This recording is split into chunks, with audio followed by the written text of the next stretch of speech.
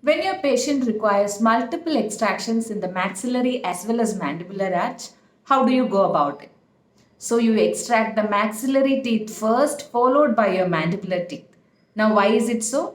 There are three important reasons.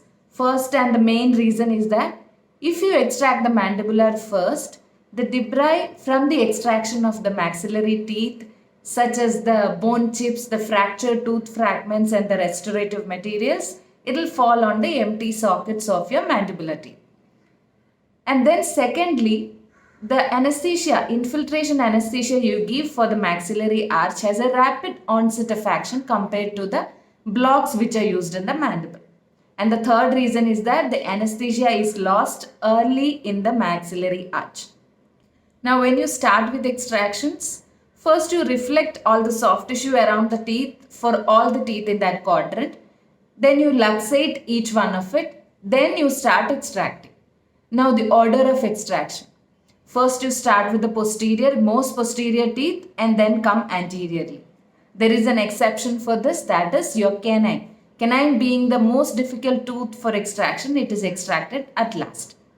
So if you have multiple teeth to be extracted on one side, you start with the maxillary posteriors, then you do maxillary anteriors, then maxillary canine, followed by mandibular posteriors, mandibular anterior teeth and mandibular canine.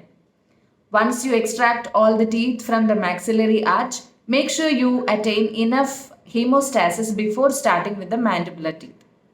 Now when you have multiple anterior teeth to be extracted in the mandibular arch, you insert a straight elevator in between the adjacent tooth and rotate it.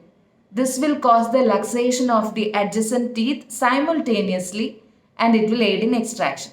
So this particular technique is termed as Tobey's technique of extraction.